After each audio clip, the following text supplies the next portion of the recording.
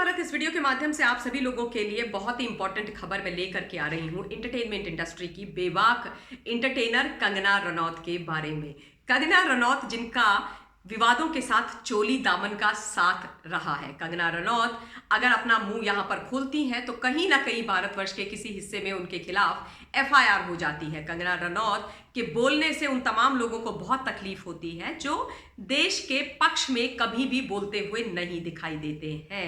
उन्हीं कंगना रनौत को एक बार सुप्रीम कोर्ट से एक राहत की खबर मिल रही है। कंगना रनौत जिनके पीछे बहुत लोग पड़े हुए हैं और रीजंस आप सब लोग जानते हैं। क्या है ये पूरा का पूरा मामला, क्या मुद्दा है, किस मामले में कंगना रनौत को सुप्रीम कोर्ट से राहत मिली है, जानने के लिए निवेदन करूंगी वीडियो को अंत तक देखिएगा। पॉइंट ऑफ व्यू कमेंट के माध्यम से मुझ तक पहुंचाइएगा, चैनल को सब्सक्राइब कीजिएगा, बेल आइकन भी दबाइएगा और व्यूअरशिप को भी बढ़ाइएगा।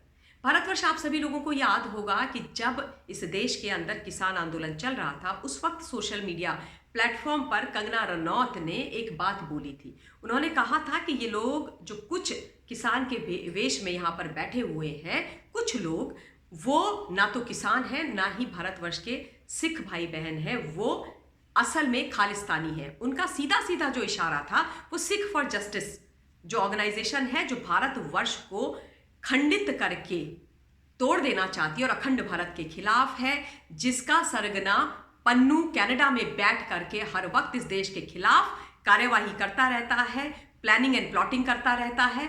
और अभी अभी भारतवर्ष में जो एक बहुत बड़ा खतरनाक खेला देश की प्रधानमंत्री की सिक्योरिटी के मामले में हुआ फिरोजपुर में पंजाब में, उसकी पूरी जिम्मेदारी पन्नू ने ली, सिख फॉर जस्टिस ने ली है। आप सोचो, देश के प्रधानमंत्री के खिलाफ, देश के खिलाफ जो व्यक्ति इतने खतरनाक सोच रखता हो, क्या वो देश का मित्र हो सकता है?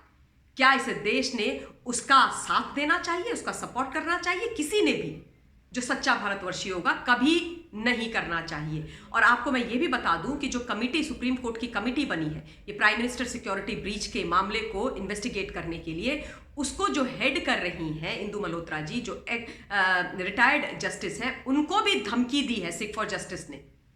उनको धमकी भेजी है, उनके साथ साथ 60 वकीलों को धमकाया है, जान माल की धमकी दी है।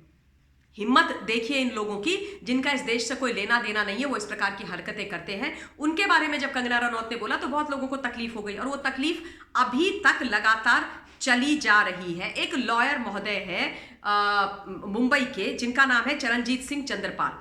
चरणजीत सिंह चंद्रपाल ने एक याचिका रखी थी भाई दर्ज करके सुप्रीम कोर्ट में, और उन्होंने ये बोला था कि कंगना रनौत के खिलाफ जितनी भी मल्टीपल एफआईआर्स पूरे भारतवर्ष के अंदर हुई हैं इस मामले को लेकर, उनको कंसोलिडेट करके एक तो आप खार के पुलिस स्टेशन में यानी कि मुंबई में भेज दीजिए, दूसरा जो भी कंगना बोलती है सोशल मीडिया प्लेटफॉर्म पर उसको सेंसर कर दीजिए।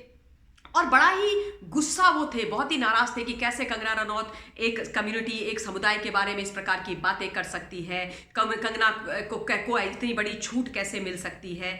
और ये जो पूरा मामला सुना जा रहा था वो जो चीफ जस्टिस हैं DY Chandrachud and Bela M Trivedi ji, उनकी बेंच सुन रही थी। तो उन्होंने बोला कि भाई देखिए, ऐसा है कि जितना ज़्यादा आप इस मामले में बात करोगे, जितनी ज़्यादा आप इस बारे में पब्लिसाइज इस चीज़ को करोगे, उतना आप अपने आप को डैमेज करोगे। यानी कि कंगना के मामले को जितना आप पब्लिसाइज करोगे, जितनी पब्लिसिटी दोगे, आप खुद को डैमेज करोगे, पहली बात। दूसरी बात, उन्होंने बोला कि जो ये कंसोलिडेट करने की आप बात कर रहे हो तमाम एफआईआर्स को और मुंबई के खार पुलिस स्टेशन में भेजने की बात कर रहे हो, वो हम नहीं करेंगे। और आपके कहने पे हम कैसे कर सकते हैं? You are a third party, you got nothing to do with this entire case and that's correct. भाई ये जो भाई साहब हैं चरणजीत सिंह चंद्रपाल, इनका तो कोई लेना एक और देना दो है ही नहीं।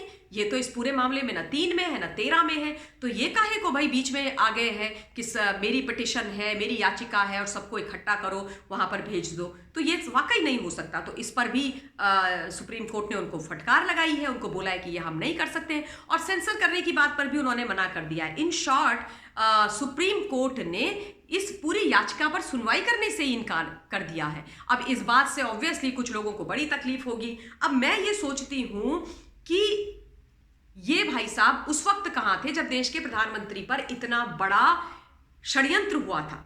उनको 20 मिनट तक पाकिस्तान से 15 से 20 किलोमीटर की दूरी पर इस स्थिति पर ला करके खड़ा कर दिया गया पंजाब के अंदर कि उनके साथ उस दिन कुछ भी हो सकता था।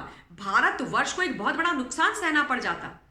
तब ये कहीं मुझे याचिका लगाते हुए नहीं दिखे, तब ये मुझे कहीं बोलते हुए नहीं दिखाई दिए। ये लोग मुझे जब भारतवर्ष की सिक्योरिटी की, भारतवर्ष की एकता अखंडता की बात आती है तब कहीं नहीं दिखाई देते हैं, कहीं नहीं दिखाई देते। और मैं इनको ये भी बोल देना चाहती हूं कि इस देश का जो सिख है वो इस देश का मान सम्मान और अभिमान है, ठीक है।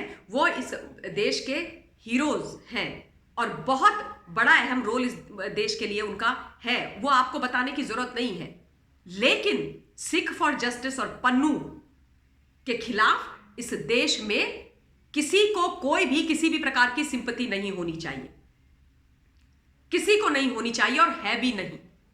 जो इस देश को तोड़ने की बात करे, जो इस देश के प्रधानमंत्री को के जान के पीछे पड़ जाए, जो इस देश को बर्बाद करने की कोशिश करे विदेश में बैठ करके, उस व्यक्ति के और उस ऑर्गेनाइजेशन के साथ खड़ा मेरे हिसाब से किसी को नहीं होना चाहिए। और मैं तो कहती हूं कि प्रधानमंत्री जी के मामले में जिस प्रकार की हिमाकत ये सिख फॉर जस्टिस और उसका सरगना दिखा रहे हैं, इसके खिलाफ भी कड़ी से कड़ी एक स्ट्रैटेजी तैयार, रणनीति तैयार करनी चाहिए सरकार को। और उसके बाद देखना चाहिए कि किस प्रकार से हमें इस मामले को आगे लेकर के जाना चाहिए। मैं इस वीडियो के लिए अपनी वाणी को विराम देना चाहती हूं। जल्द आप लोगों के बीच में नए मुद्दे के साथ हाजिर होंगी। Till then stay safe, stay blessed and जय हिंद।